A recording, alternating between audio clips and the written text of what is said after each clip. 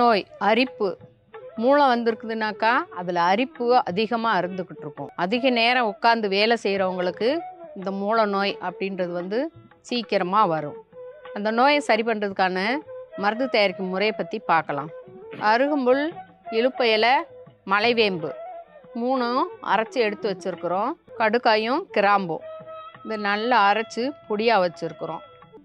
ரொம்ப தண்ணியாக ஒழுகிராமல் அதை நல்லா கொஞ்சம் கட்டி பதத்தில் கலவையாக கலந்துடணும். இரவு நேரத்தில் படுக்க போகும்போது நல்லா சுத்தம் பண்ணிட்டு நல்லா குப்புற படுத்துட்டு ஒரு பஞ்சில் வச்சு நல்லா மூலத்தில் படும்படியாக வச்சு துணி வச்சு கட்டிடுங்க. வெதுவெதுப்பான நீரில் நீங்கள் கழுவிட்டு வந்தீங்கன்னாக்கா இது கட்ட ஒரு நாள் விட்டு ஒரு நாள் ஒரு 3 நாள் கட்டுங்க. அரிப்பும் கட்டுப்பட்டுரும். சில பேருக்கு பழுத்து உடஞ்சி வேரோட வெளியில் வந்துடும்.